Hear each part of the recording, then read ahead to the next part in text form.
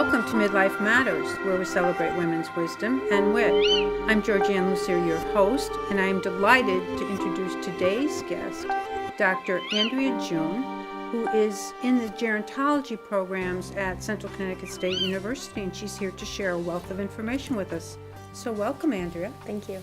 Happy to be here. Thank you for having me. Great, you're welcome. A new term for me is that you are a geropsychologist, which focuses on older, aging population, people. And how is that defined? Like, what makes someone an older person? Gerontology, the study of aging as an interdisciplinary focus in academia, and really focused on older adults as age 65 and older. Okay. What type of support do folks in this area of service that you offer typically seek? Like, what are they looking for in the way of services in psychology? Within gerontology, some specialties are in clinical geropsychology, which is aging and mental health services. So I'm a clinical geropsychologist by training. Oftentimes what they're looking for is mental health services, whether that's they're seeing an older adult that they know, or they're experiencing some depressive or anxiety symptoms themselves, or they are concerned about a loved one. If you're seeking sort of healthcare services and well-being in general, you might seek out a clinical geropsychologist or a clinical psychologist who has gerontology or geropsychology training. Okay. Yeah. And you tend to find that people have lifelong things they're dealing with and that gets exacerbated by age, or are there also people who new things develop that's related to aging? Yeah, it's a great question. When I was doing practice more full-time, we'd see folks who were struggling with transitions within aging, right? So a new chronic illness or maybe a death of a family member. And so sometimes that would bring someone in to come and talk to someone, just sort of get some extra support and help them out. You also see folks with more lifelong mental health struggles, again, anxiety, depression, and so maybe something has happened in their life that's exacerbated that a little bit, and they're just needing a little bit more support. The challenge is that older adults tend to utilize mental health services a little bit less than other age groups. We're seeing that changing a little bit. People have maybe had more of experience with it in their younger years. They might be more open, less stigma. Yes, absolutely, right? So as a society, we've come a long way, and hopefully we continue to go that direction, where mental health services are not as stigmatized, and that everyone can use support. And the great thing is we know that therapy is as effective with older adults as it is with younger adults. So there was a long time in our history that we thought maybe it was less effective. But that was born out of a lot of our stereotypes that we have in our society about aging. Older adults can change just as much as younger adults. So I recently heard a speaker who referenced helping to build or grow brain cells, and I raised my hand and said, gee, I'm old enough to remember when it was commonly believed or told that we have X number of brain cells we're born with, and if we lose them, we can't build them back. So that's shifted, as I understand it, right? The belief about that? Absolutely. So with advances in technology, with advances in research methodology, and more directed effort at understanding aging as a normative process and what's possible, and our focus on resilience that we've really embraced probably in the last 10 years. We now acknowledge that our brains are plastic. You might have heard that term before, that our brains are plastic and that we can create new connections. Every new experience creates a new connection, right? Getting down to the neurological level of the neurons and the neurotransmitters, that we continue to learn, we continue to grow, we continue to change as we age, and there's not a finite age that stops at. Okay. Yeah.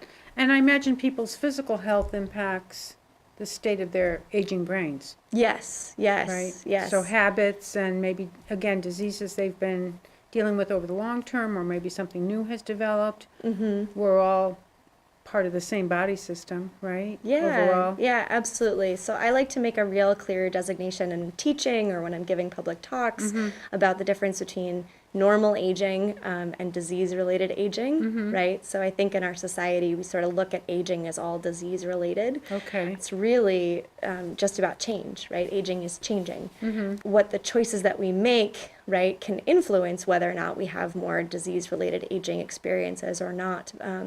But I also like to talk about how genetics is not destiny either, and the idea that you can have certain predispositions for health conditions or mental health conditions, but really how you engage in your life and what you're doing can really make a big impact on your happiness and your well-being as you age. So very hopeful. Yeah. Absolutely. Yeah, I think the dialogue's changing on that. At least I hope it is. Well, you're working on it. Yes, I'm trying. And let's talk about when faced with end-of-life care and hospice, and how does hope get infused in that situation? Again, hospice, end-of-life care, transitions in care, we're really starting to have open, great conversations about what we want, what is quality of life and living, and how you achieve that, even at the end of life. I think there's a lot of misperceptions, again, in our society about what hospice and palliative care really are, and this idea of sort of giving up is really associated with hospice care, and I think that is a misunderstanding of what hospice is really designed for, which is to enhance quality of life. It's not really about death, it's about how you want to live. And I think that is actually very hopeful. How do you want to spend your days? Yet most people are dealing with some sort of a prognosis or whatever, that they're toward the end, right? I mean, maybe the hospice requirements are looking at kind of 6 months out. 6 months, yep. So that's a harsh reality that Yes. has to be grappled with, right? Yes, yes. And people are definitely at different timelines for that, right? We know Kubler-Ross's research on the 5 stages of grief and where Right. people are in the continuum of sort of dealing with that. You know, we're all aware of our own mortality. We don't talk about it very much in society. It requires an existential sort of conversation to really think about what that would be like. We don't talk about it enough early on in our lifespans with each other and thinking about it, that I do think it's harder for us to think about it when we're sort of confronted with it at the very end. Like, would make sense. And could you share for the viewers how you would define the differences between palliative care and hospice? I've done a lot of research in this area and writing, and I worked in the hospice unit at the VA Boston Healthcare System. And I think there's a really important distinction between hospice care and palliative care. I think they get lumped together because they're both associated with terminal illnesses, right, like cancer. But the palliative care option is really for people who are looking for symptom management. You can get palliative care and still have curative types of treatments to add more days to your life. That's perfectly an acceptable sort of add-on to care. Whereas hospice care is a little bit more defined as you're no longer trying to add days to your life, you're really trying to add quality to the days you have left. And a lot of people misconstrue palliative care and hospice care as you getting no treatment. Right. And that's not really true. You do get treatment. It's just a different kind of treatment. And I tend to associate palliative care with fewer meds, for example. Is that? Yeah. So the palliative Accurate? care team is really specialized in symptom management, Okay. pain, and really holistic care. So it's a little bit different lens of how they sort of think about medicine. Okay. So whereas your oncologist is very focused, for example, on sort of tackling the tumor or the cells and really going in there, the palliative care team's going to help you look at your whole life, right? How many times are you coming to the hospital? Right. How many meds are you on? Can we make any adjustments that will make your life better while you are going through these really difficult medical treatments? Okay. There's nothing you can't have from a palliative care perspective. Okay. Hospice care isn't giving up hope, which I think it's not. Yeah. Palliative care is certainly not at all giving up hope. It's not even that you can't keep getting the treatments that you want to add more time. So maybe having a more informed view of what the bigger picture is, Yeah. options, maybe ask that key question when Yeah. considering extending treatments or changing to something else. Yes, Yeah, yes. So, that's- for example, if I were diagnosed with cancer today, I would absolutely want a palliative care team as part of that care model for me. And then, should it get to the point where I've decided I don't want any more surgeries or interventions that help add time to my life, that's where I would transition to hospice. Okay. Right? So we think Yeah. of it as a continuum of care. Yeah. And I think in that continuum of care, I also think about the family that is surrounding the person, and that the continuum care doesn't just happen for the person, like if it were me, right, palliative care and then hospice care, but also thinking about bereavement care Right. at the end after the loved one has passed. I think that's the model of end-of-life care that people are striving to do. And as we talk about family members, we had talked about the importance of helping caregivers before you're at the bereavement stage. And you said you Absolutely. had some tips you'd like to share? I think caregiver support is a really important role. Caregiver support's really important. I think we definitely want to make sure that caregivers know that they're not alone, and that there are supports out there with the local area agencies on aging, Yeah. and through the Alzheimer's Association. A lot of healthcare organizations also have support groups. One of my tips would be to really find a support group, and even though it feels like you have 1,000 things to do, Yeah. between your caregiving responsibilities and other things, to find some time for yourself as well. We talk about on an airplane, right, when the air masks fall, Right. to make sure that you put your own air mask on first before helping a child.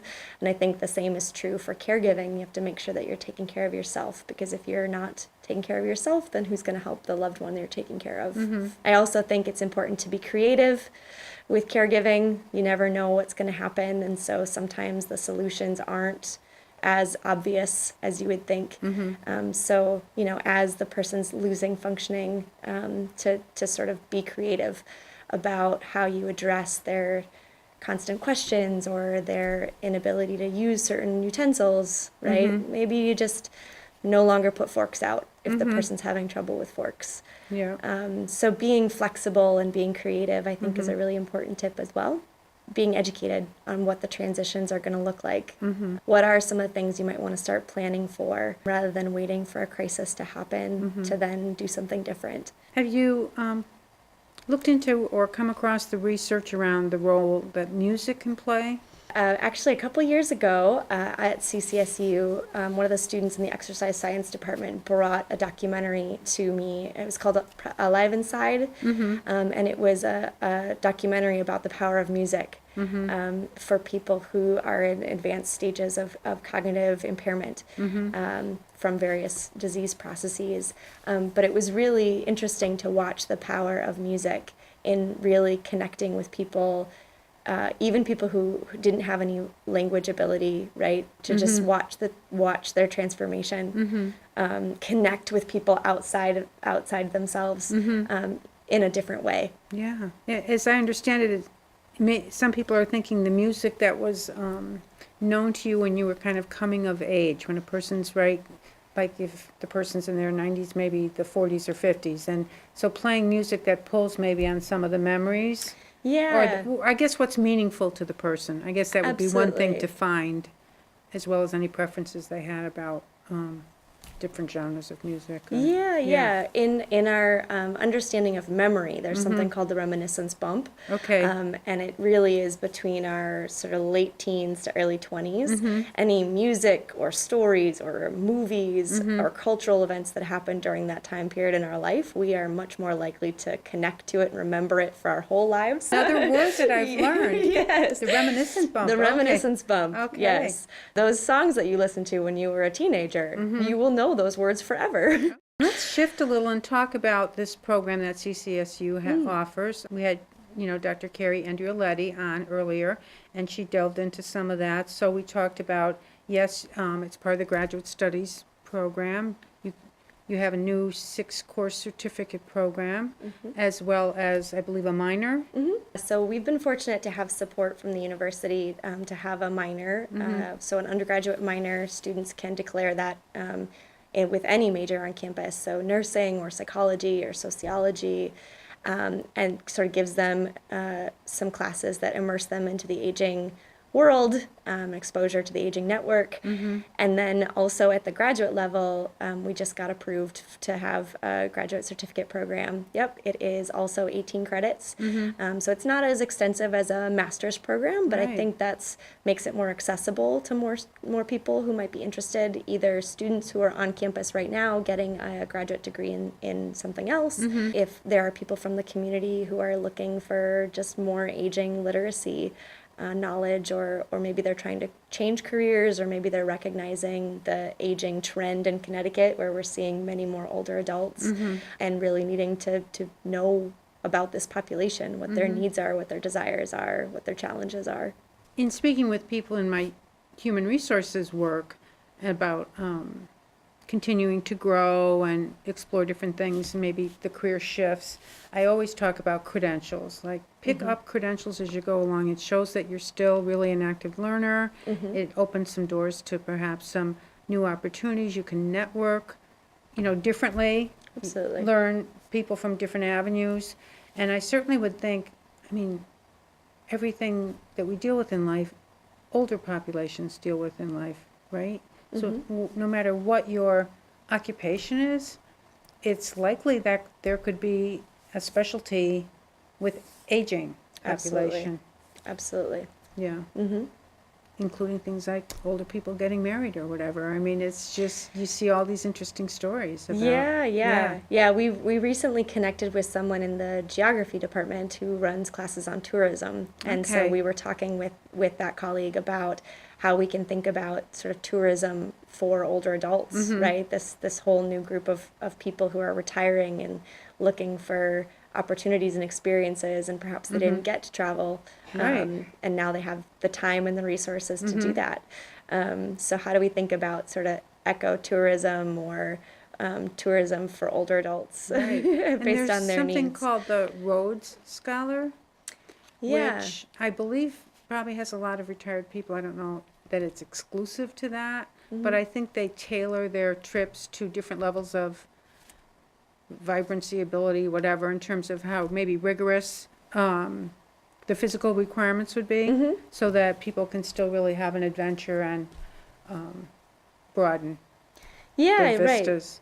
Yeah, absolutely. And we have a Center for International Education on our campus as well. And I'm running a course abroad to Hong Kong, Nice. and taking students where the focus is health and happiness in Hong Kong. And I've had sort of this idea that I would love for it to be an intergenerational trip, that there's students that are going, but there's also older adults that are going, Yeah. and learning side by side in a culture that's different And than our sharing their own. different perspectives. And sharing their different right? perspectives, yes. I Yeah, think very wonderful things enriching. happen when you get the generations together. They're a little timid on both Yeah, sides often. right, right. But once you get everyone together in the same room, they tend to be pleasantly surprised and really engaged with each other. And so you do some speaking on the topic. You've done a lot of papers on the topic, right? My areas of interest and research are in clinical geropsychology, so I write a little bit about assessment. How do we assess mental health conditions among older adults? It's a little bit different. Again, the populations are different. Right. You wouldn't assess anxiety in a kiddo the same way that you would assess anxiety in an older adult, right? Different cohorts, different life experiences, different language, things like that. So I would do a little bit on assessment. I do a little bit of writing and research on end-of-life care. And then with Dr. Andrea, we do a fair amount on gerontology and higher education. How do we infuse aging content into all the disciplines, all the different schools? How do engineers need to know something about aging? Why do the business folks need to know something about aging? Wonderful. And not just what society tells them about aging, but the actual facts about aging. I was going to say, Yeah. with engineers, appeal to their love of facts, right? And Yes. documentation, and Yes. make the logical case. Absolutely, and acknowledging that human factors is a huge part of engineering design, right? Right, it is for knowing people. who you're designing these products for. Yep. Yeah. And what their needs really are. And so you have some initiative that you got freed up to spend some time on, right? CCSU became the first in the state to be an age-friendly university, which we're very proud of. And what that really means is the university has made a commitment to being age inclusive and following along with the 10 principles that are set forth as being an age-friendly university and part of the global network.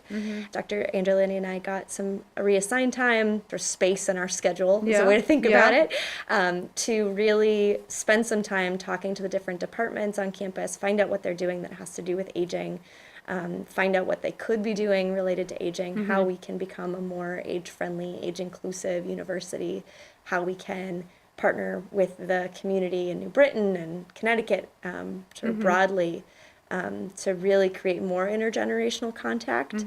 How do we get more older adults on campus? How do we get our students in places where there are older adults? We tend to be a more age-segregated society at all levels. Right. And so how do we diffuse some of that? How do we take down some of those barriers and really expose people to the amazing things that can happen, like I said, when you get people from different generations in the same room. And I would think your youthfulness would be a plus in terms of you're not necessarily the profile someone would expect to interact with as far as talking about aging. So that right there is, paradigm shift or just a little surprise for people. Yeah. So sometimes the students give me a little bit more cred, sort of street cred, because I look a little closer to their age. Right. Yes. That can help facilitate things. I would think so. I mean, that's one facet. Yeah. So let's talk about your background. You've been with CCSU for 5 years and recently received tenure. Yay. Thank you. And just, trace a little bit your history of your education and how you came to CSSU. I am born and raised in Wisconsin. So I went to the University of Wisconsin-Oshkosh for my undergrad. And then I was accepted into a PhD program at the University of Colorado at Colorado Springs. So I spent 5 years there, learned a lot about aging and mental health. And then as part of a clinical psychology PhD, you need to do a internship. It's a little bit like a medical school residency. And so you match somewhere. And I said I went to the VA Boston healthcare system, and that was a great 2 years. I did an internship and then a postdoc there as well.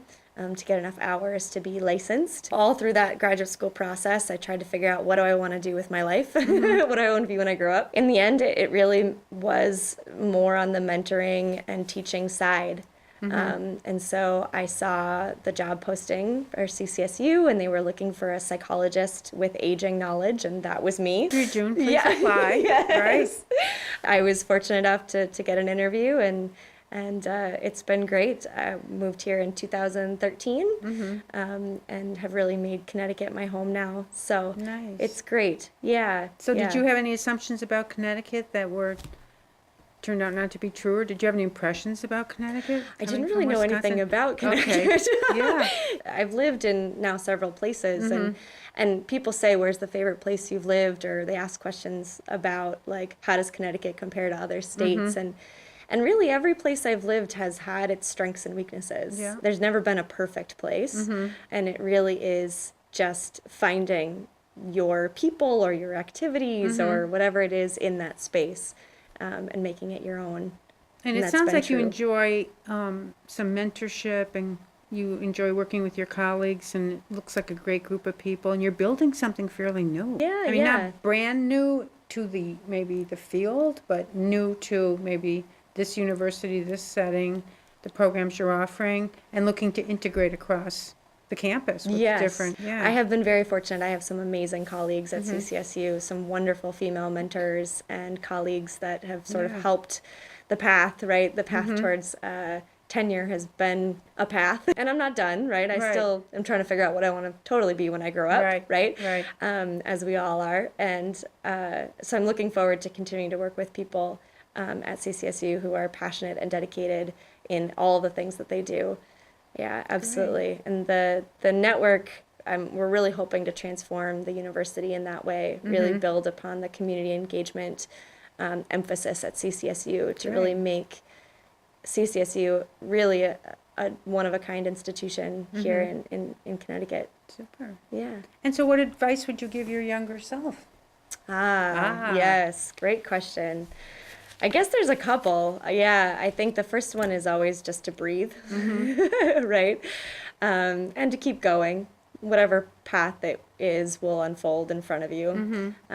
So I tend to, as I know other women that I have talked to or met, tend to be unsure about the next steps all the time. And sometimes there's lots of different directions you could go and lots of things that you're passionate about. I think the advice would be just to pick one and go. And if it's the wrong path, then there'll be a way. Plan B. You're right. Right. Wonderful. You'll learn skills and things on that Yeah. wrong path that will get you to another path. Super. Yeah, just enjoy the journey so far.